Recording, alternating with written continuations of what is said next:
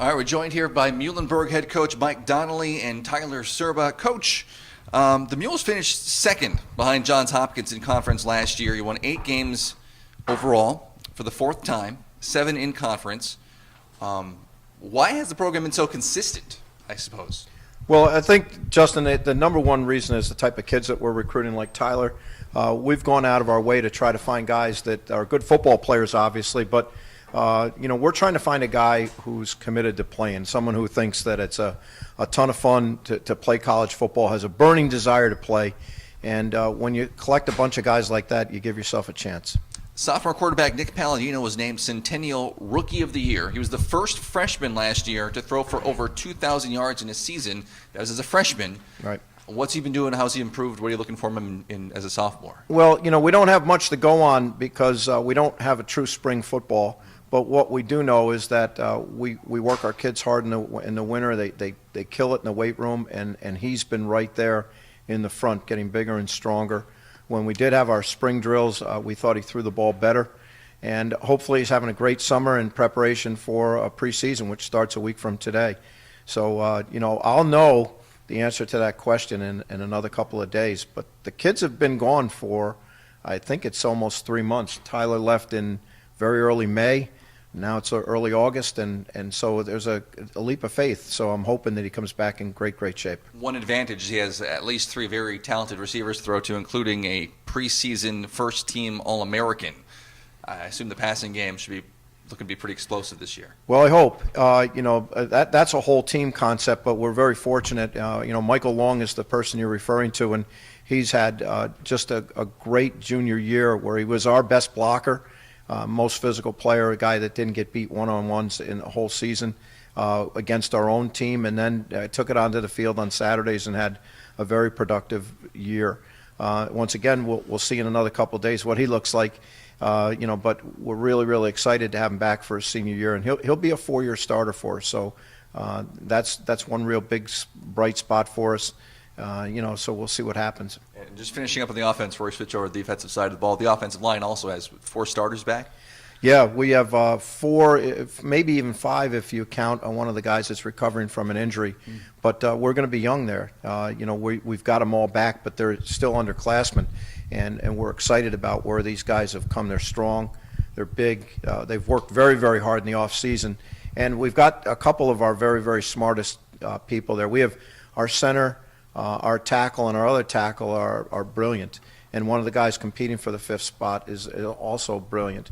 And 3 of them were on campus doing research this summer. So we may not be able to block anybody, but we're going to be pretty smart up front. All right, let's switch over to Tyler for just a second here, because Tyler, the defense has they held teams under 300 yards a game for the 12th time in 13 seasons. You've been consistently good. If you can switch over to the mic, it'd be great. What has made you guys so consistently good as a defense? I think we're a very well-prepared team each year. We came out of the gates pretty hot. We were mentally dialed in each year. I think we only let up about 7 points in the first quarter of every game last year for the season. So we usually come out with a pretty good game plan, and we're ready to roll with that because we've been dialed in on the other team's game plan. Is that do you guys get fired up? Is it real aggressive when you come out there, or do you try to tone it back to be more cerebral? I guess it depends what level you're at. You got the guys up front, Delayed, JT. Those guys are rear and back ready to hit, and then some of the guys back where I play, I try to stay more even-keeled. I have to do a little bit more thinking and dialing in on what's going on, so I try not to get too hyped up. Coach, if you can talk to me a little bit about you think who the standout guys are on defense and what they do so well.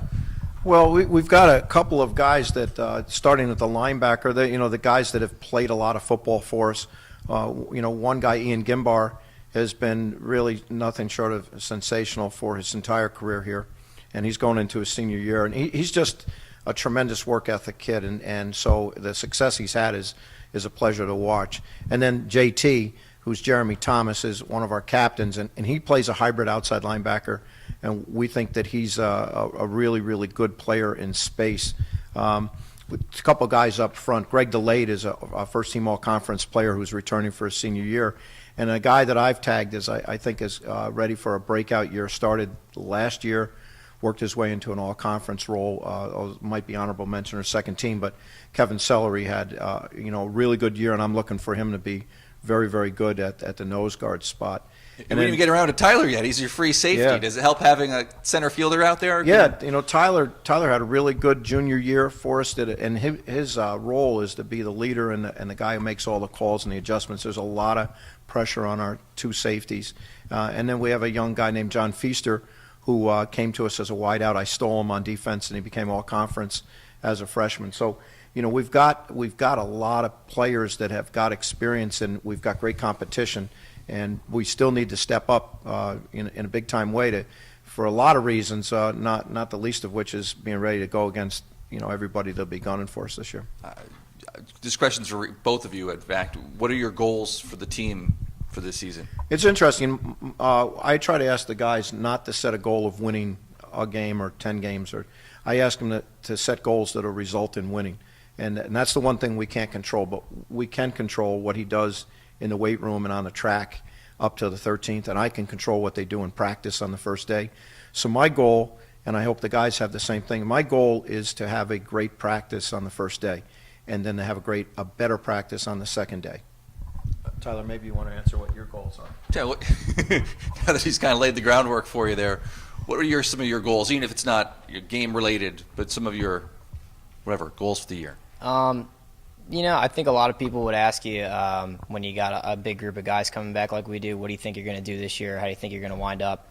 We're not really particularly concerned about where we're going to wind up in Week 10. We're focused right now on what we're going to do Week 1 on September 6th when we open up against Wilkes. And everything that comes before that is, staying healthy in camp and getting the team ready in all aspects, whether it's mentally, team chemistry, or just physically being ready to roll. Coach, Tyler, thanks so much for joining us. Pleasure. Good luck this season. Yeah, nice to see you.